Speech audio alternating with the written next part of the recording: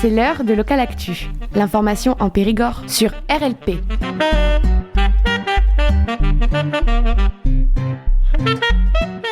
RLP était présente ce mardi 10 juin à la préfecture de la Dordogne pour participer à la mise en place d'un plateau radio à l'occasion des 15 ans du service civique. C'était l'occasion de faire le bilan de ces 15 années d'engagement des jeunes en service civique en Dordogne. Au micro de RLP, plusieurs jeunes et anciens du service civique ainsi que des structures d'intermédiation et des structures d'accueil se sont exprimés au cours de ces 3 plateaux radio. Pour lancer ce plateau, la première personne à prendre la parole fut Monsieur Guillaume Genoux, chef du service jeunesse engagement sport de la DSDEN. Ensuite, Sylvie Camas, référente régionale pour le service civique à la Dragesse Nouvelle-Aquitaine. Et puis Marie Aubert, préfète de la Dordogne. Radio libre en Périgord. Depuis sa création, le service civique a bénéficié à plus de 850 000 jeunes. Et en Dordogne, ce programme éducatif d'engagement a facilité l'insertion professionnelle d'environ 4 000 jeunes. Les champs d'intervention relatifs à ces missions sont variés. Il peut y avoir des actions en faveur de l'éducation, de l'écologie, des missions de santé, notamment liées à des actions en direction des publics seniors notamment, des missions d'appui à la vie associative et au développement de projets. Des missions très larges et ouvertes qui vont permettre à ces jeunes qui ont fait le choix d'une césure durant leur parcours de s'investir et de s'engager au service de la société et de l'intérêt collectif. 13 volontaires aujourd'hui nous font l'honneur de témoigner de leur expérience, de ce que le service civique a pu leur apporter aussi bien dans leur vie professionnelle que personnelle. Merci donc à ces volontaires, merci à leurs tuteurs présents, merci aux responsables de structure et enfin merci à tous les participants venus nombreux aujourd'hui pour valoriser le dispositif d'engagement. Merci également à Monsieur Desmesures, référent service civique au service jeunesse engagement et sport du département, qui pilote le dispositif depuis pas mal d'années maintenant. Merci à lui. Merci aussi à Madame Dumontel du pôle d'appui départemental porté par la Ligue de l'enseignement pour le suivi régulier, permanent de l'ensemble des volontaires, sur le département également. Merci enfin à Madame l'inspectrice d'académie, à Madame la préfète, qui participeront aujourd'hui aux échanges en tant que grands témoins. Et avant de laisser la parole à Madame Camas, référente service civique de la Dragesse Nouvelle-Aquitaine, je souhaitais saluer l'initiative du jour, donc une initiative jeunesse, Emma Brédoire, Antoine Arnoin, il est effectivement ancien service civique, et Simon Mézières, ancien service civique à Radio Libre en Périgord, qui vont animer l'émission radio de cet après-midi et faire vivre les débats entre nos intervenants et les volontaires. Merci à eux, merci à tous et bon après-midi.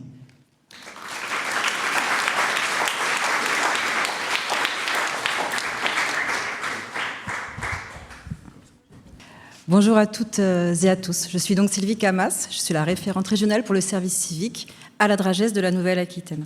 Alors la Dragesse de la Nouvelle-Aquitaine porte le déploiement du service civique qui est articulé autour de 2 axes majeurs, 2 missions majeures. La première, c'est l'attribution des agréments services civiques qui sont délivrés aux organismes d'accueil qui déploient des projets d'accueil de volontaires en interdépartemental ou en régional. Ça, c'est le premier axe.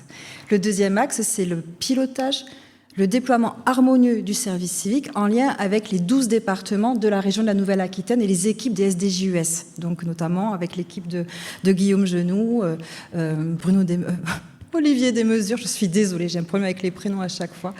Et en tout cas, c'est un vrai plaisir de travailler avec eux, puisqu'en fait, le déploiement du service civique se fait vraiment de manière collective au sein des services de l'État et en adéquation complète avec les acteurs des territoires. Le déploiement du service civique, cette harmonisation des pratiques se fait directement à partir de l'Agence nationale et des orientations en fait, qu'elle nous délivre.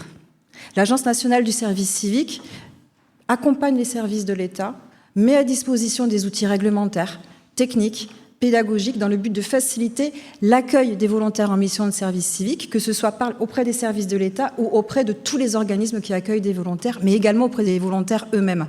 On connaît tous le cercle du service civique. Il y a de superbes t-shirts qui sont distribués en ce moment. Il y a une batterie d'outils de communication et de guides qui ont pour but justement de viser la qualité du service civique. La qualité du service civique est aujourd'hui la priorité absolue de l'agence. Cela fait 2 ans que l'objectif des 150 000 volontaires a été atteint. Aujourd'hui, l'enjeu est de vraiment pouvoir donner aux jeunes la possibilité de mener des missions de service civique dans les meilleures conditions. Ces conditions vont passer notamment, pour ne citer que celle-ci, par la qualité du tutorat. On sait que l'accompagnement bienveillant par les tuteurs est vraiment catalysant dans la mise en place de la mission. Le cadrage des missions et positionner les jeunes en force de proposition et également permettre aux jeunes de continuer leur engagement au service de cette politique publique prioritaire en tant qu'ambassadeurs du service civique. L'événement qui nous réunit aujourd'hui à l'occasion des 15 ans du service civique est un beau témoignage d'action qui va permettre justement à des volontaires et ex-volontaires de partager leur expérience et aussi de pouvoir encore mieux observer la diversité des impacts du service civique dans le parcours des jeunes. Au titre de la Dragesse, je remercie la préfecture pour son accueil, son invitation. Je vous remercie à chacun, à son niveau, pour l'engagement que vous avez apporté et que vous apportez au quotidien pour le service civique. Et je vous félicite aussi pour cette belle action. Je vous remercie pour votre attention. Je donne maintenant la parole à Madame la préfète.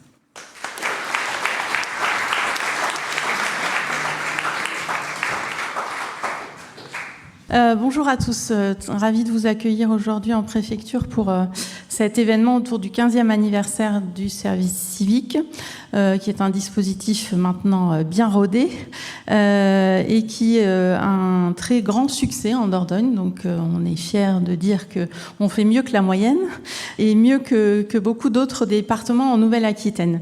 Avec, comme certains l'ont déjà dit, à peu près 4000 jeunes qui ont bénéficié de ce dispositif en Dordogne depuis 15 ans. Et cette année, en 2024, l'année dernière, on a eu 467 jeunes qui ont effectué un service civique en Dordogne, ce qui est au-delà des objectifs qui sont fixés au niveau régional. Vous dire aussi que le service civique, c'est d'abord aussi un bénéfice évidemment pour les structures d'accueil des jeunes qui passent par là. On a des structures qui sont d'une très grande diversité en Dordogne. Je pense que c'est ça aussi qui fait le succès de ces services civiques dans le département, c'est qu'on peut aussi trouver chaussures à son pied en fonction de ses centres d'intérêt, puis de ce qu'on attend de cette année, un peu de césure et de passage avant de s'orienter.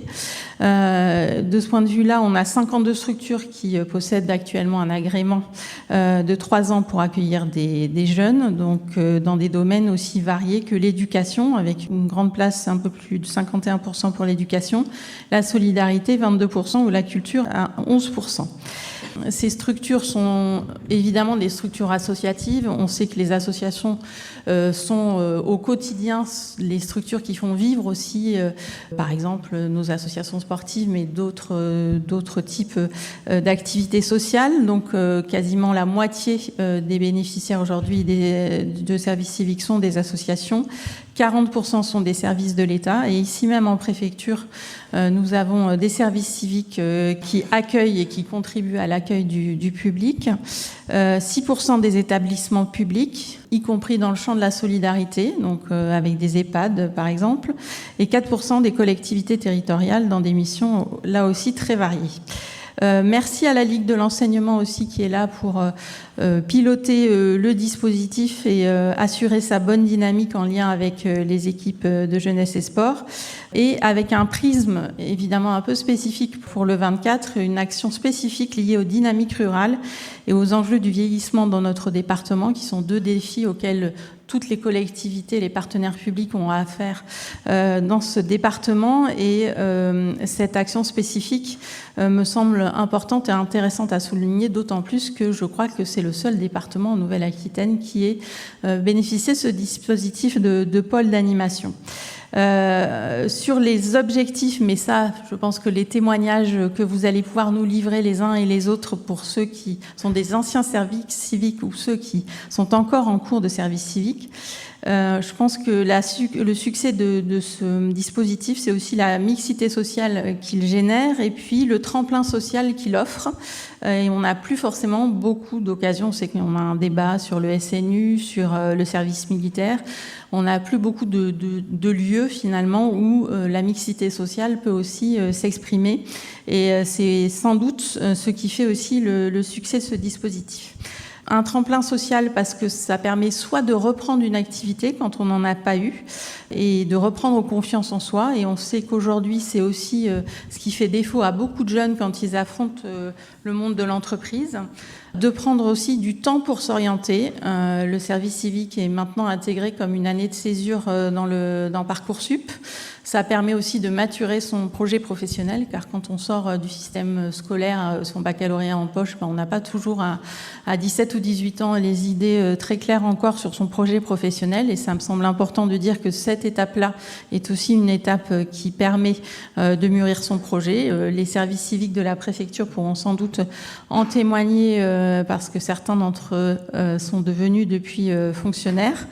De développer aussi de nouvelles compétences et d'expérimenter la vie publique en général.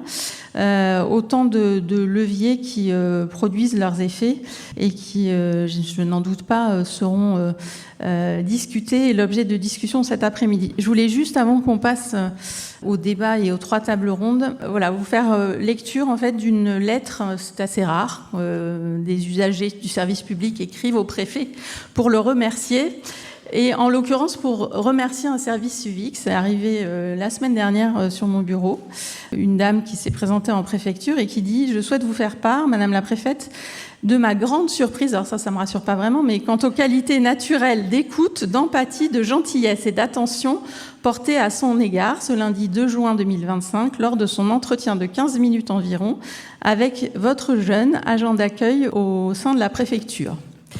J'y allais sans rendez-vous, j'ai eu besoin d'une information précise et détaillée, ce que j'ai eu, envers une situation administrative compliquée que je me devais de clarifier. Cette personne a su rapidement m'apporter avec minutie toutes les réponses attendues. De ma grande expérience au contact de personnes d'accueil en secteur public ou parapublic, il m'a rarement été possible d'écrire pour féliciter quelqu'un. Voilà, donc je trouvais que c'était un beau témoignage. Donc merci à celui qui est au fond de la salle et qui a réussi ça.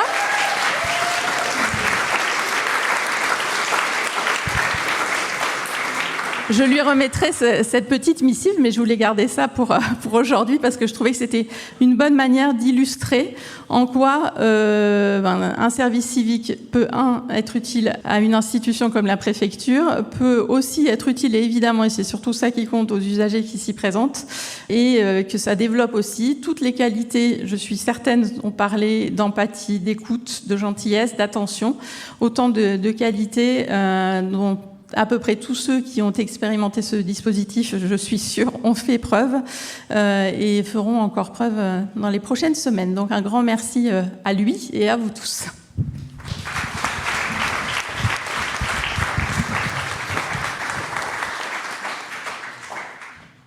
RLP.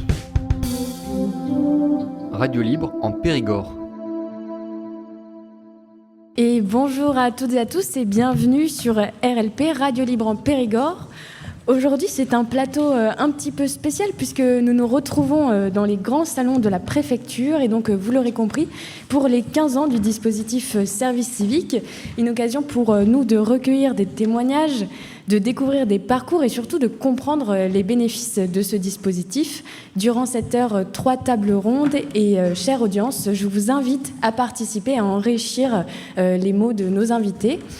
Nous commençons tout de suite avec la première table ronde et nos invités, Omaima, Camille et Mathéo, ainsi que Aude, pour nous parler de vos expériences en service civique. Je vous invite tout d'abord à nous expliquer comment vous avez décidé de faire un service civique. Comment ça s'est passé les premières fois ?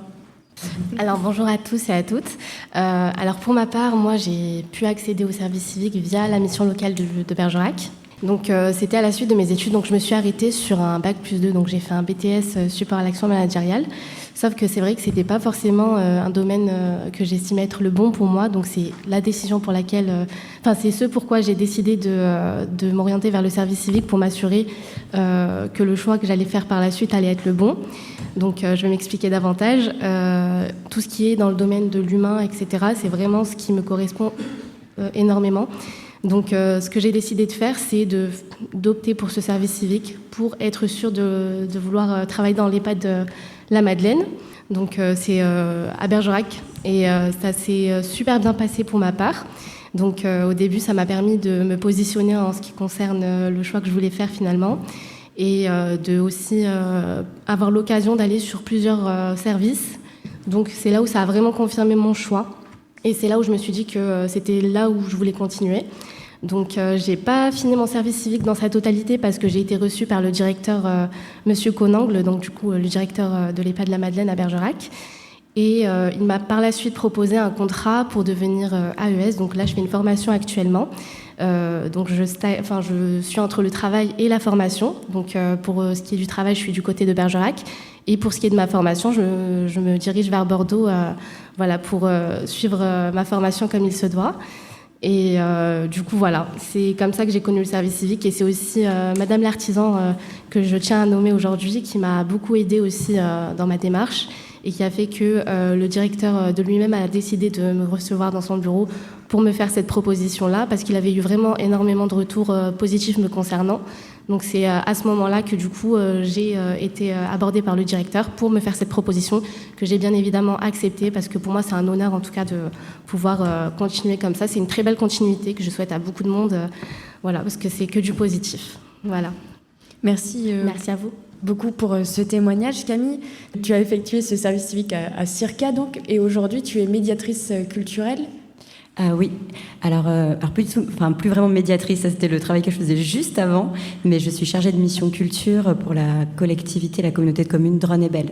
Et donc pour moi le service civique, c'est intervenu juste après mon master, où donc j'avais fait un master en ingénierie des projets culturels, et avant de me lancer dans la recherche de travail, le domaine de la culture, il y a beaucoup de métiers différents qui relèvent des missions vraiment assez variées en fonction aussi des structures dans lesquelles on travaille.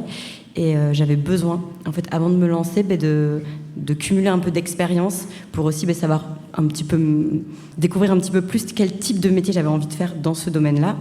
Et puis aussi, m'asseoir sur une petite expérience pour me sentir plus légitime aussi à postuler ensuite sur différents postes. Donc moi, j'ai eu un service civique de 6 mois. Il faut que je remonte dans ma mémoire parce que c'était en 2014. Je fais partie des toutes premières générations de service civique. Et donc 6 mois dans cette structure où là j'étais effectivement à la médiation culturelle, donc facilitatrice dans la rencontre entre les publics, les personnes et des œuvres. Et là c'était du cirque contemporain. Et puis aussi tout ce qui était l'accompagnement des bénévoles au sein de la structure. Donc ça m'a permis de voir beaucoup de choses différentes, aussi de relationner avec différents partenaires, des élus, les bénévoles, etc. Et d'acquérir quand même pas mal d'expérience en 6 mois, ce qui m'a permis ensuite de postuler au CRAC, donc qui est une association qui est installée du côté de Montrem et qui mène des projets de territoire autour de l'accès à la culture, notamment via l'éducation artistique et culturelle. Et donc j'ai pu être engagée et j'y ai travaillé pendant 5 ans. Et là, ça fait 3 ans que je suis chargée de mission culture pour une collectivité. Et toujours avec ces missions de développer l'accès à la culture en territoire rural. Donc on peut dire que ce service civique t'a finalement aidé pour tout le reste de ta carrière, quoi. Oui, complètement. C'était vraiment un petit point de départ, la première marche de mon projet professionnel. Ça a été aussi ce qui m'a permis de me rassurer, de me rendre compte que il y avait des choses que je savais déjà faire et que j'aurais peut-être... je me sentais pas forcément légitime pour me lancer tout de suite. Et le service civique a été à cet endroit-là, vraiment. Merci. Je me tourne vers toi, Mathéo, maintenant. Toi, tu as effectué ton service civique dans une prison. Comment ça s'est passé pour toi ? J'ai passé mon service civique en prison et au sein du centre pénitentiaire du coup de Neuvic. Alors ça s'est passé un peu aléatoire. C'est un public que je maîtrisais pas du tout parce que c'était juste à la sortie du bac. Donc je sortais tout juste du bac, j'avais fait un peu d'animation mais pas plus que ça.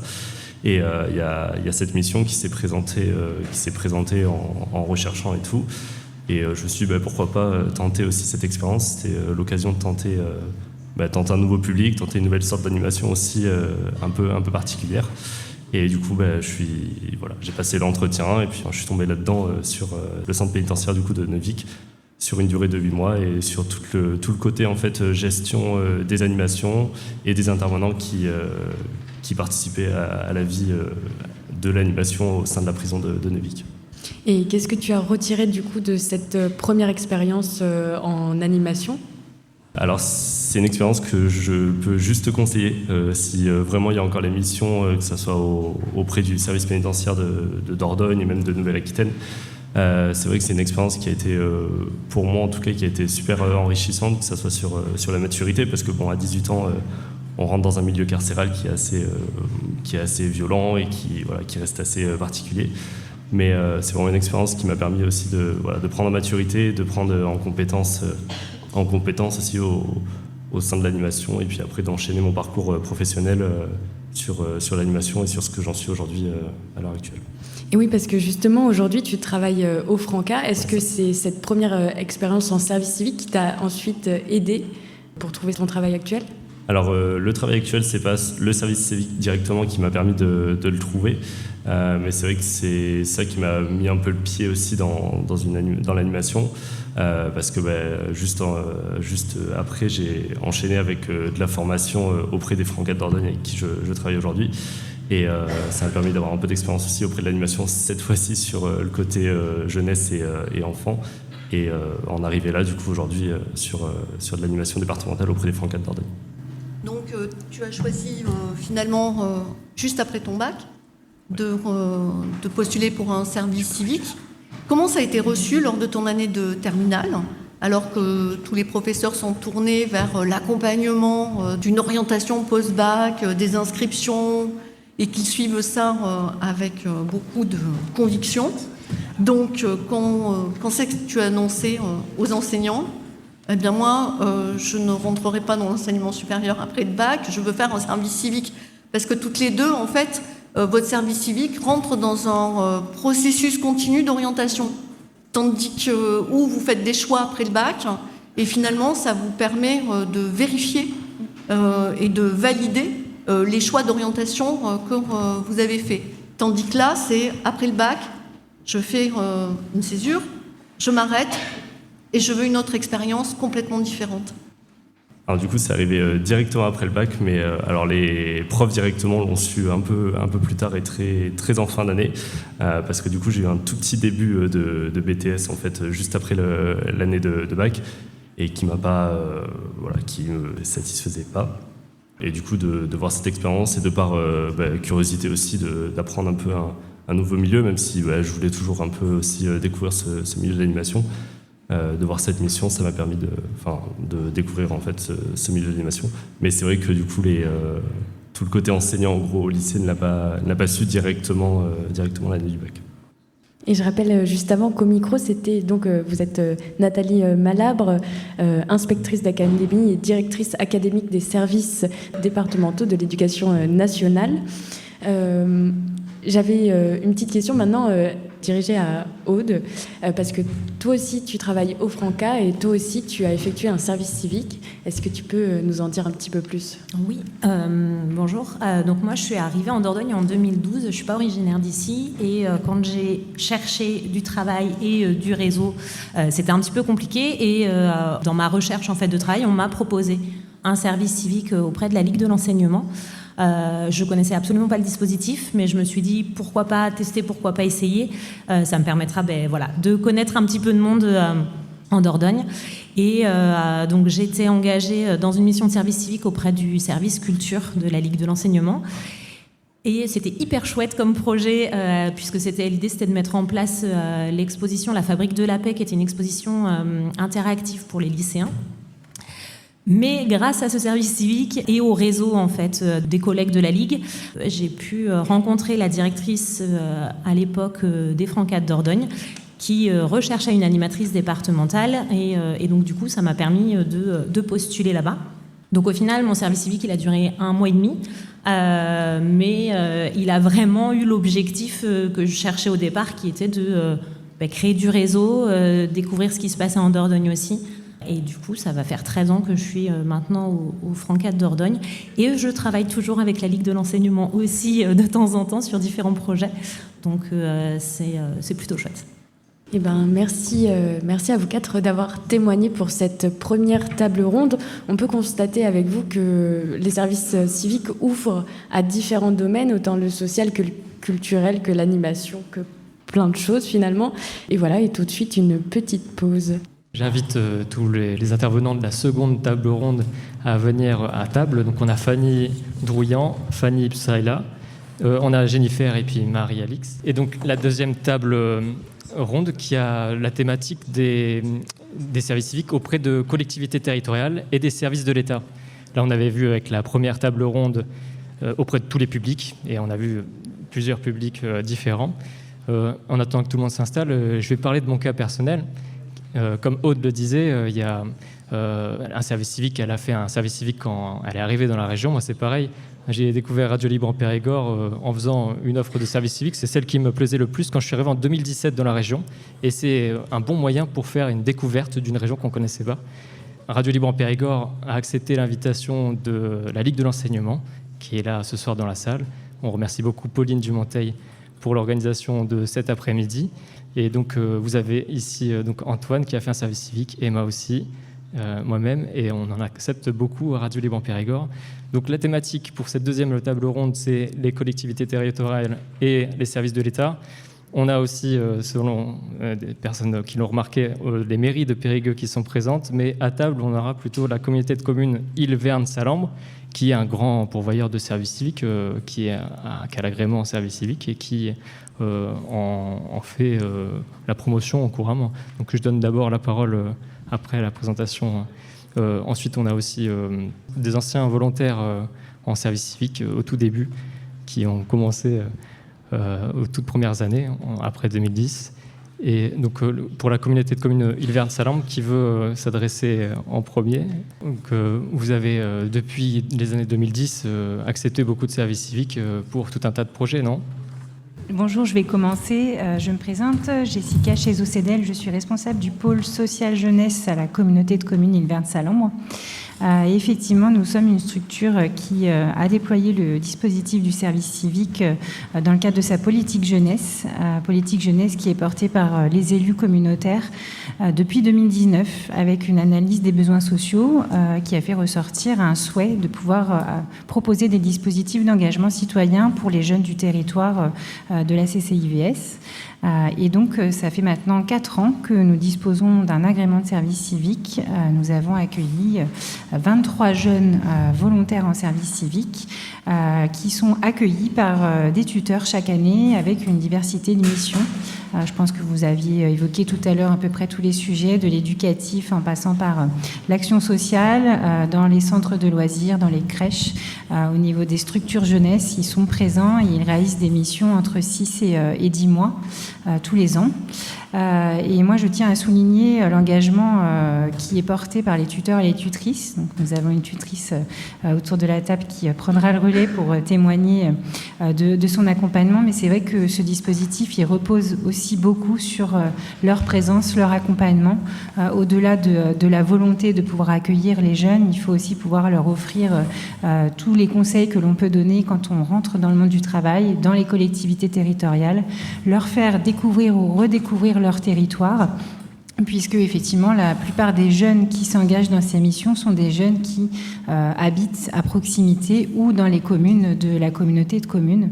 Donc c'est vrai que pour le territoire et pour les élus, ça a permis de répondre en partie à une demande des jeunes, de pouvoir trouver cette place et de pouvoir s'essayer, comme on a pu le voir avec les différentes expériences précédentes, à une mission qui va pouvoir contribuer au niveau du service public local, de proximité, aux actions que sont portées par les collectivités. Et à côté de toi, une tutrice de service civique, et donc, qui peut témoigner aussi de tous les services que vous avez vus en 4 ans. Alors moi, je suis Marie-Alix Valette, conseillère en économie sociale et familiale au sein du SIAS, donc la partie sociale à destination de la population de la CCIVS. Donc moi, ça fait 2 années d'affilée que j'accompagne un service civique, donc c'est la 2e mouture. Nous avons pu mettre en place tout un travail autour des ateliers cuisine avec des personnes en public en grande précarité et vivant dans la rue. Et donc nous avons cette année un partenariat avec le groupe de tisseurs de liens, donc qui a plus à destination des seniors, et nous menons des actions auprès de tout public franchissant la porte du SIAS. Et à table également, une ancienne service civique qui a travaillé avec la ville de Périgueux. C'est tout à fait ça, oui. Salomé ? C'est ça. Et donc tu as travaillé en service civique en quelle année ? Tout simplement, mon contrat avait commencé en janvier 2024 sur une période de 10 mois au Centre Info Jeunes de Périgueux. Donc tu as fait l'intégralité des 10 mois, tu n'as oui. pas fait de coupure, ce n'était pas un tremplin pour pouvoir accéder à un emploi par la suite ? Mais c'était un peu compliqué de pourquoi j'avais commencé un service civique. J'avais arrêté mes études, ma 3e année spécifiquement, donc j'étais un petit peu butée et un peu peur de reprendre des études suite à mon service civique. Et c'est grâce au Centre Info Jeunes qui m'ont permis d'avoir quand même un tremplin juste après la fin de mon contrat, d'avoir un autre contrat, mais cette fois-ci en tant qu'animatrice. Ça permet de soulever un sujet important, donc les collectivités territoriales et donc tous les services de l'État, donc le principe du service public aussi, de l'engagement du service civique. Quand on fait des études, il y a le cycle classique où on travaille pour le privé. Certaines mêmes entreprises privées démarchent à la fin des études des grandes universités, des grandes écoles pour aller recruter certaines personnes.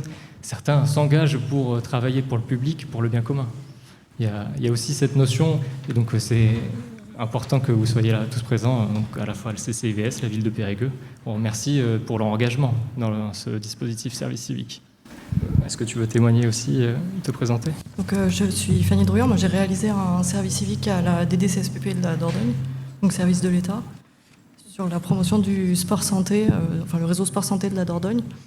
Donc moi ça a été révélateur de vocation pour le coup le service civique, parce que j'avais déjà travaillé dans les services de l'État pendant 2 ans et ça m'a permis de m'engager en fait plus durablement dans d'autres administrations par la suite et de reprendre mes études à l'IEP de Strasbourg. Enfin voilà, ça m'a amené en fait à vouloir approfondir mes connaissances. La préfecture qui accueille des services civiques, donc à penser à des personnes, des auditeurs qui nous écouteraient, qui ne sauraient pas où démarcher pour avoir des offres de services civiques. Pensez aussi à la préfecture, parce qu'on a aussi dans la salle une personne qui vient de La Rochelle, qui a travaillé en préfecture grâce à un stage et qui va se présenter. Alors moi je suis Héloïse, j'ai tout simplement fait un service civique à la préfecture. Par la suite, j'ai aussi été recrutée en tant que vacataire. Et maintenant, je suis à La Rochelle en tant qu'adjoint administratif. Je suis toujours en fonctionnaire stagiaire. Je suis titularisée normalement fin octobre, avec un peu de chance. Mais du coup, oui, j'ai été au BMIMP, au niveau de la préfecture, donc le bureau des missions d'intégration et missions de proximité. D'accord. Je m'occupais essentiellement de tout ce qui était les missions pour les passeports d'urgence, passeports militaires, etc. Et également le DR mobile, qui était un système mis en place pour souvent les personnes âgées ou en situation de polyhandicap qui ne pouvaient pas se déplacer pour faire leurs démarches administratives. Et nous, avec cet outil-là, on se déplaçait à travers la Dordogne pour justement permettre à ces personnes-là de faire leurs démarches. Donc, ce qui consistait souvent dans les cartes d'identité. On te souhaite une bonne continuation. Mais merci. Étant donné que la préfecture et la préfète est présente. Ouais, juste Marie-Aubert, la préfète, juste rebondir là-dessus pour dire effectivement qu'on a des jeunes en service civique pour réaliser des tâches d'accueil du public en préfecture, essentiellement du public étranger qui aujourd'hui se déplace encore à Périgueux pour la délivrance des titres de séjour. Simplement, je crois que cet exemple-là montre bien aussi l'intérêt pour des jeunes de découvrir l'administration, soit à la DSPP, soit en préfecture, en y exerçant un service civique et en pouvant, s'ils réussissent, se projeter soit dans un premier temps sur des fonctions de vacataire. La fonction publique, on ne le sait pas encore assez, mais j'en profite du coup pour cette minute de pub, si je puis dire, recrute aussi par voie contractuelle et vacataire aujourd'hui de plus en plus.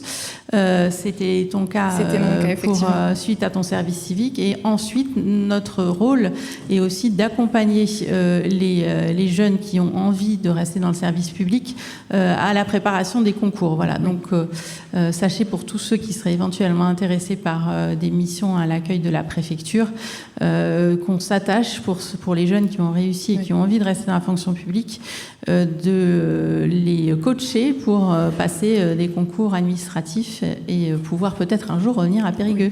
Voilà. Peut-être, avec, j'espère quand même, ce serait peut-être à la préfecture, qui sait. Ce serait, Moi, j'ai 2 questions, une question pour Salomé et une autre pour Fanny. Tout à l'heure, on a dit finalement que le service civique, c'était un des lieux d'un processus d'orientation continue.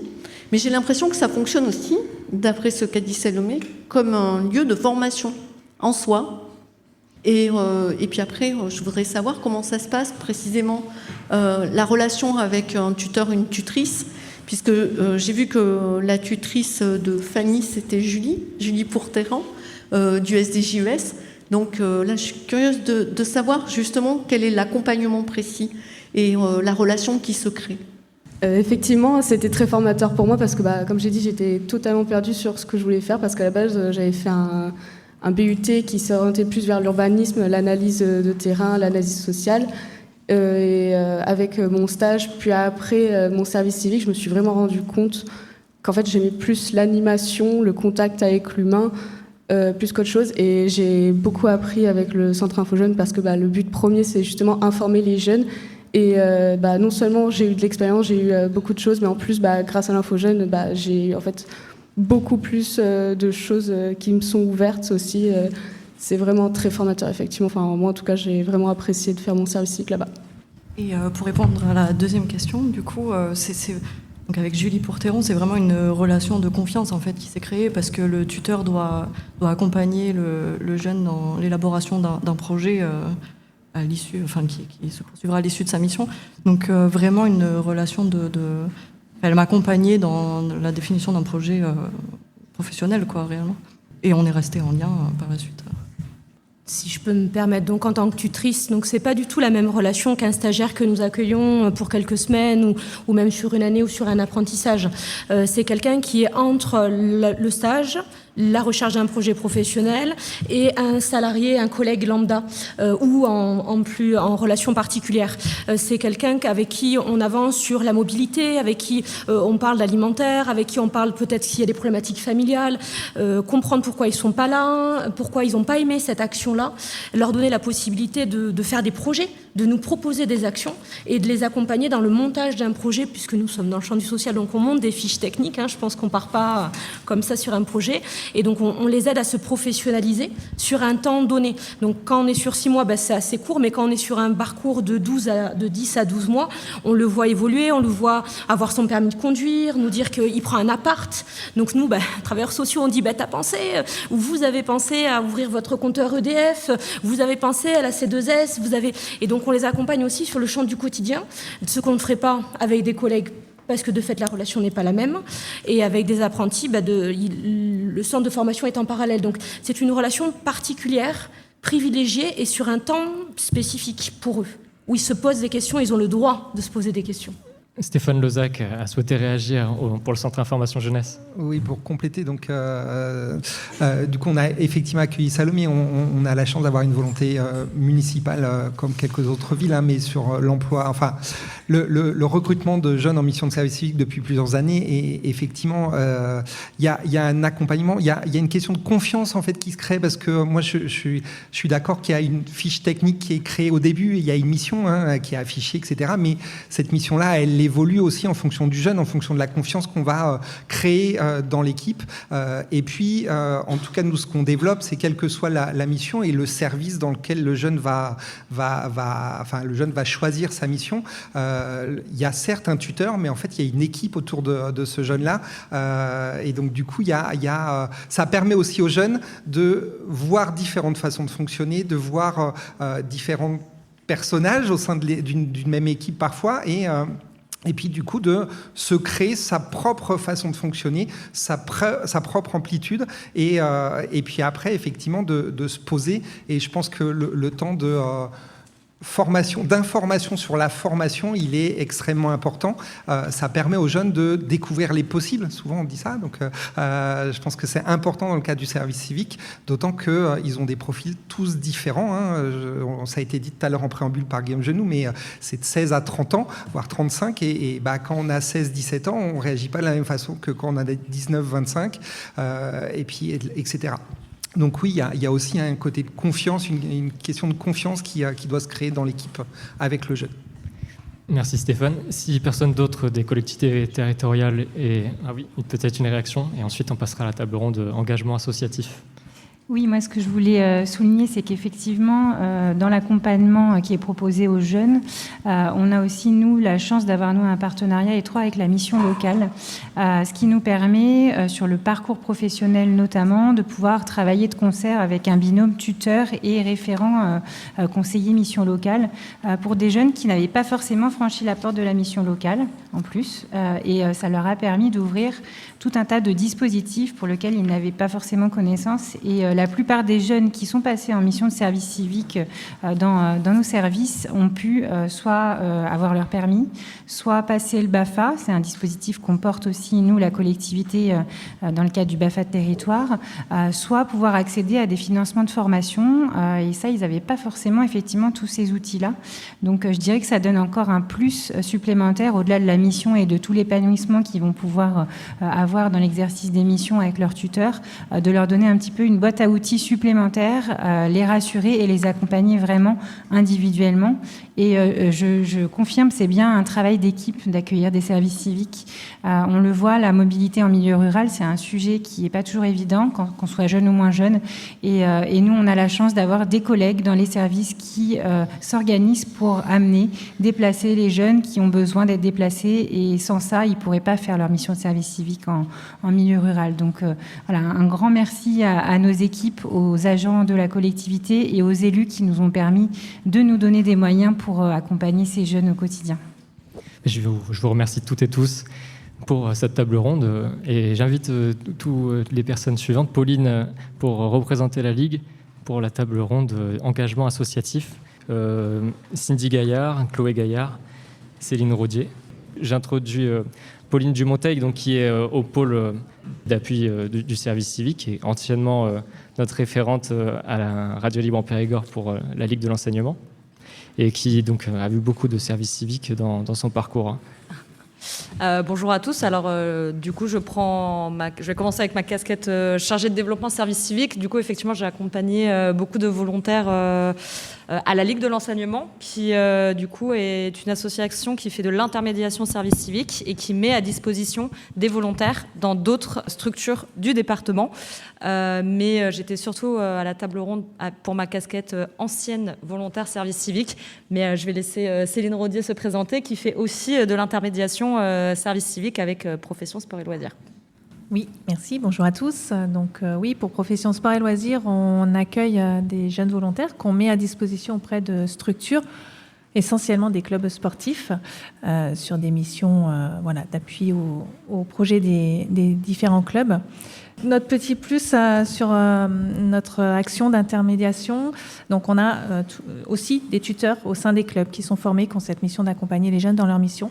Et à Profession Sport et Loisirs, on vient en complément. On a eu envie de tester quelque chose. C'est dans nos missions, on a également un rôle d'accompagnement des associations. Et on leur propose un parcours de formation qui mène au certificat de formation à la gestion associative. Et on a eu envie de tester ça avec nos jeunes volontaires. Donc on leur a adapté ce parcours-là pour qu'ils puissent découvrir les différents aspects de la gestion associative en partant du principe que leur mission est exercée au sein d'une structure associative. Donc ça leur permet de développer de nouvelles compétences, connaissances du moins, et puis d'obtenir leur certificat à l'issue du parcours. Profession Sport et Loisirs, j'en profite pour placer l'information du Guide Asso dont vous faites partie et que vous avez été récompensé pour votre investissement là-dedans. Pour ceux qui ne connaissent pas Guide Asso, qu'est-ce que c'est ?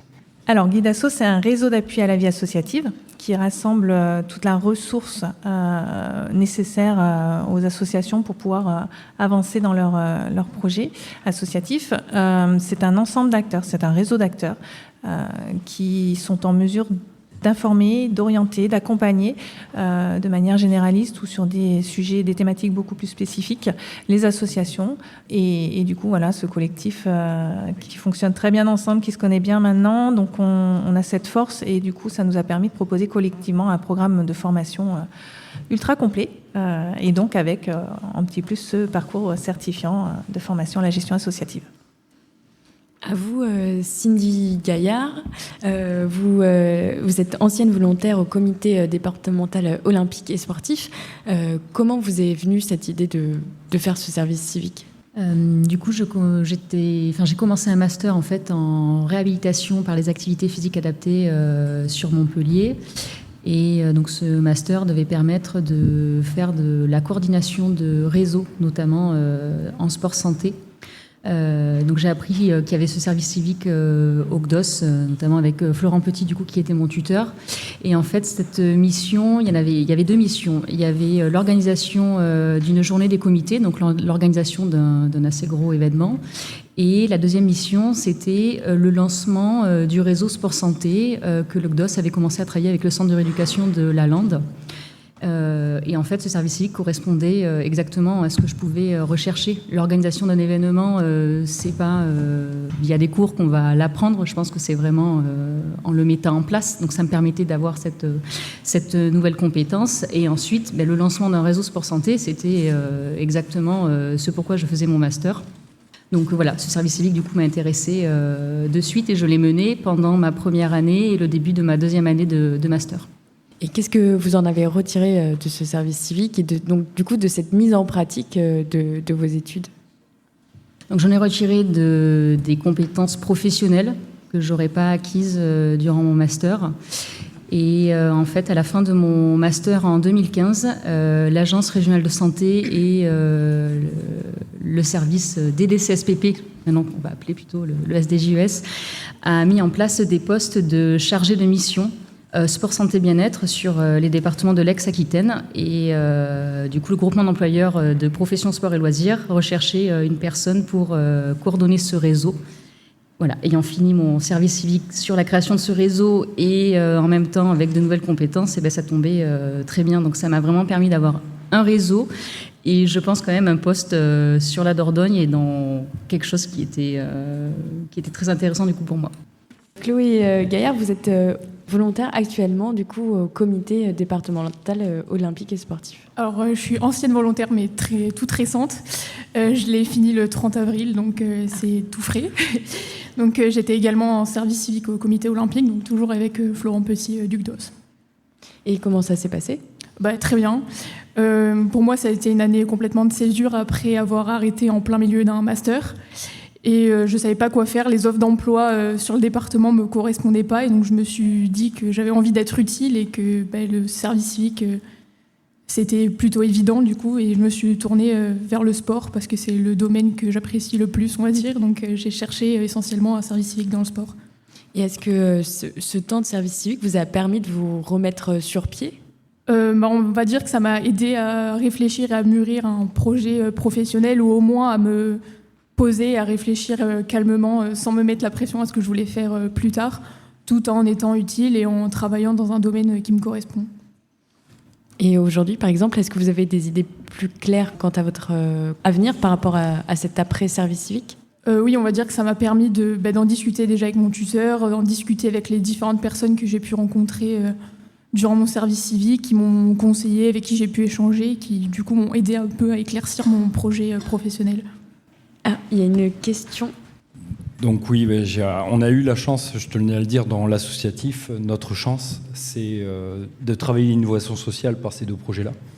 Je tiens à le dire parce que Cindy travaillait sur le réseau Sport Santé, qui aujourd'hui compte un des meilleurs sur le territoire néo-aquitain, grâce à son engagement. Et Chloé a travaillé, elle, sur les violences sexuelles et sexistes, en organisant un premier colloque en la matière il n'y a pas si longtemps.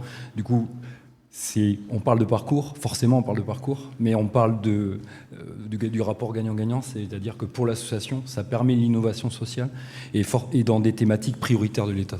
On s'y inscrit. Voilà, c'est deux exemples. Et ce que je voulais dire, parce que c'est deux formidables exemples qui avaient déjà un cursus scolaire déjà bien abouti. Il y a d'autres exemples en intermédiation et en collaboration. On travaille efficacement en réseau grâce au pôle d'appui, grâce à l'engagement des services de l'État en la personne d'Olivier Desmesures et son service. Franchement, on a des profils qui sont plutôt dans la recherche d'épanouissement personnel, d'émancipation, où c'est un peu plus délicat dans le suivi, dans le tutorat. Et ça, je tiens à dire qu'on a renforcé nos partenariats grâce aux missions locales. Et c'est indispensable, on a de plus en plus de candidatures sur des profils de mineurs, ça je pense que tu pourras en parler Pauline, et où on a besoin d'accompagnement, de réseau pour nous permettre d'aider le plus possible nos tuteurs quand on est en intermédiation et de répondre favorablement au parcours du jeune, parce que ce n'est pas forcément que vers un parcours professionnel, c'est vers un parcours d'émancipation. Le rapport de confiance a été présenté par Guillaume tout à l'heure, mais nous, c'est notre objectif. Voilà. Moi, je tenais à le préciser, parce que là... voilà, on a la chance d'avoir Chloé et Cindy qui évoquent leur parcours, mais on a aussi des parcours un peu plus mesurés, je pense que vous le savez, mais il faut le préciser. Voilà. Il y avait une intervention aussi de l'association All Boards Family, qui accueille des jeunes depuis pas mal d'années aussi en service civique. Bonjour. Donc nous, ça fait 15 ans qu'on accueille, depuis le début, on accueille des jeunes en service civique, et même avant ça, c'était les civis.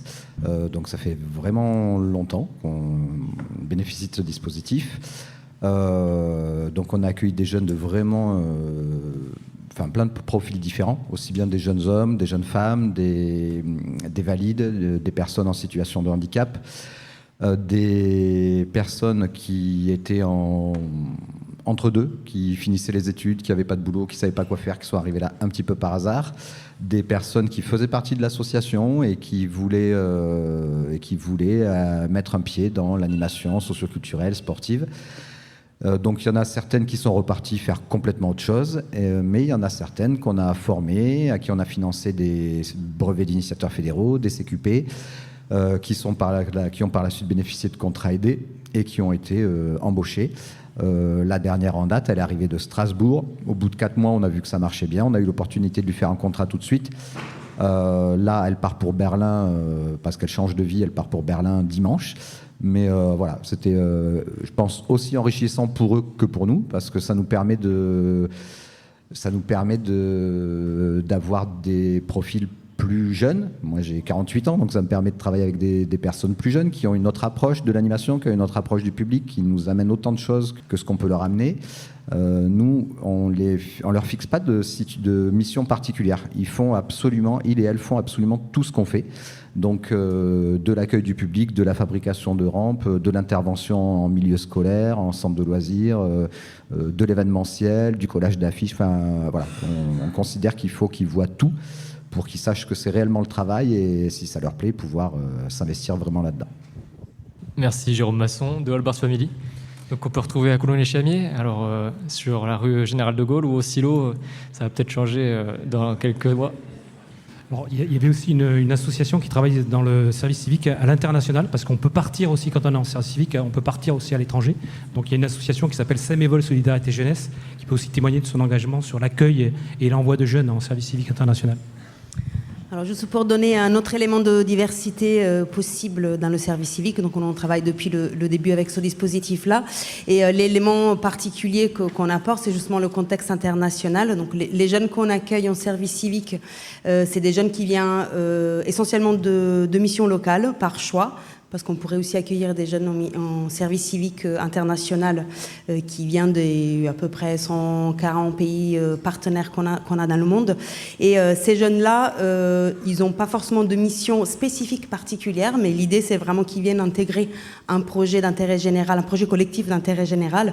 Donc, ils sont accueillis dans notre centre d'accueil avec d'autres jeunes internationaux, avec des dispositifs tels que le Corps européen de solidarité, par exemple.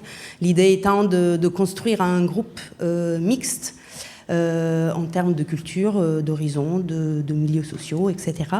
Et cette étape dans le parcours peut se continuer, en effet, en partant par la suite à l'étranger avec d'autres types de dispositifs qui peuvent être, que ce soit le COS ou autre chose, en court terme, en moyen terme, en long terme.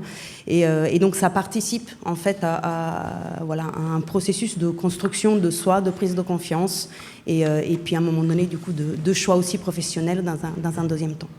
Merci Valéria, qui est une ancienne du Corps européen de solidarité, qui est l'ancêtre du service civique à l'échelle de l'Union européenne. Du coup, pour conclure, j'ai aussi fait un service civique dans le milieu associatif, dans le milieu de l'écologie à la base, et c'était pour me permettre d'accéder à des études dans ce milieu-là, donc en coordination de projets socioculturels. Et du coup, ayant fait mon mémoire sur l'engagement des jeunes, cela m'a mené à la Ligue de l'enseignement de la Dordogne, à travailler aussi du coup à l'accompagnement des volontaires en service civique. Et donc depuis 2 ans, je suis sur une mission de développement du dispositif en lien avec les services de l'État et l'agence du service civique, donc dans le cadre du pôle d'appui service civique. Et donc c'est là où je me suis vraiment rendu compte aussi de la richesse des acteurs jeunesse du territoire que je vais citer après pour les remercier. Moi, j'ai aussi l'autre mission, donc d'accompagner les jeunes en recherche de missions et en recherche de projets de manière générale. Comme on l'a dit tout à l'heure, effectivement, il n'y a pas de profil type pour les volontaires. On a vu pas mal de jeunes qui avaient des diplômes quand même là. On a aussi des jeunes mineurs, des jeunes qui ont arrêté leur scolarité très tôt, des jeunes aussi parfois désociabilisés, pour qui le service civique permet en fait de ressortir de chez soi, de reprendre un rythme de vie, de rencontrer des nouvelles personnes.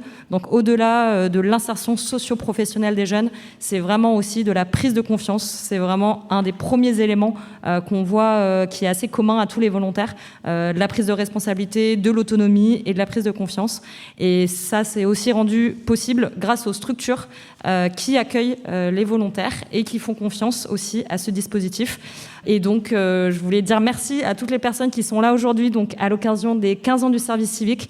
Et en continuité des 15 ans, je vous informe que demain, de 16h à 18h, il y aura un speed dating service civique au Centre Information Jeunesse de Périgueux, à côté de la médiathèque, donc là qui est plutôt à destination des jeunes qui recherchent une mission. Et il y aura donc des structures qui recherchent des volontaires prochainement. Donc n'hésitez pas, si vous connaissez des jeunes qui peuvent être intéressés, même juste pour avoir des informations, on sera là pour vous répondre avec toutes les autres structures.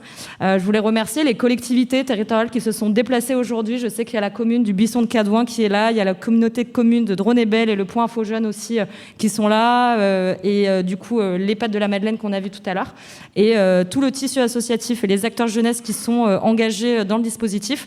Et évidemment aussi merci à Madame Camas aussi d'avoir fait le déplacement de la Dragesse, Monsieur Genoux et Olivier Desmesures du SDJES. Et je vais relaisser du coup la parole et les remercier aussi au passage à Madame l'inspectrice d'académie et Madame la préfète. Merci de votre venue et je vous laisse conclure cette action aujourd'hui. Moi, je vais quand même poser une autre question, parce que pour une fois, d'habitude, c'est moi qui dois répondre aux questions. Là, c'est la première fois, premier après-midi, où on m'offre de poser des questions, donc j'en profite. On dit qu'en fait, le service civique, traditionnellement, a recruté plus de filles que de garçons. La tendance inverse depuis 2 ans. Dans les témoignages, il n'y a pratiquement que des femmes qui ont témoigné, avec des points communs en fait dans leur parcours, un parcours d'études, en fait, voilà. Et je voudrais poser une question au SDJES. Donc, est-ce que c'est parce que les hommes ne veulent pas témoigner, puisque normalement depuis 2 ans ils sont plus nombreux. Guillaume, Olivier, pourquoi ces choix? Non, mais parce que ça dit. Est-ce que ça dit quelque chose de l'insertion professionnelle des femmes qui ont besoin de se réassurer, de continuer à construire avant de connaître une insertion professionnelle et de valider des choix? Où sont les garçons qui ont fait des études? À la table, vous avez 2 anciens services civiques, c'est ça? À la table. Donc vous pouvez les questionner, ils sont là. Voilà. Ah oui, il reste minoritaire. Voilà. Après, il y a Tony aussi qui est sur la scène de musique actuelle, qui est un rappeur aussi, qui est musicien et qui fait en ce moment même son service civique au Sans Réserve, qui est la scène des musiques actuelles. Il peut témoigner. Mais d'une manière générale, effectivement, les filles sont plus engagées quand même, 60% sur 40%, sauf en Dordogne, depuis 2 ans. On a inversé la tendance, vous avez raison, c'est 51% garçons et le reste filles. Ouais. Excusez-moi, donc ça s'est un peu inversé. À main levée, les garçons qui sont en service civique ou qui ont fait un service civique, je sais qu'il y en a plusieurs. Ouais. Ils sont là dans l'assemblée. Ah, voilà. Et il y avait Mathéo aussi. Et Mathéo qui a... Un mot de la préfète avant qui dit anniversaire, dit aussi gâteau d'anniversaire. Si vous n'êtes pas encore retourné, vous le ferez après.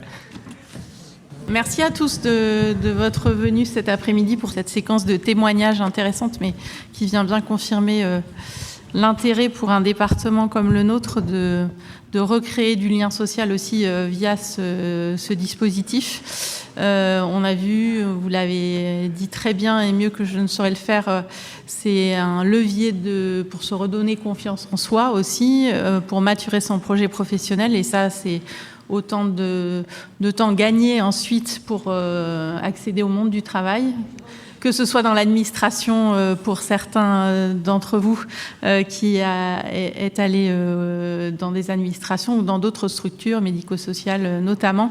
Les besoins sont grands en Dordogne, donc je pense que c'est un dispositif tout à fait intéressant et qu'il faut continuer à faire vivre. Et il faut que la Dordogne reste en haut de l'échelle, puisque aujourd'hui on est un des départements les plus dynamiques de Nouvelle-Aquitaine. Voilà, merci à tous. Merci à toutes et à tous.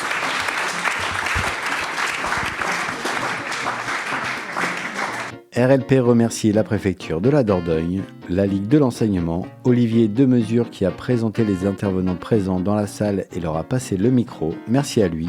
Nous remercions bien sûr toutes les personnes qui se sont exprimées autour de la table et qui ont répondu aux questions d'Emma et de Simon de RLP.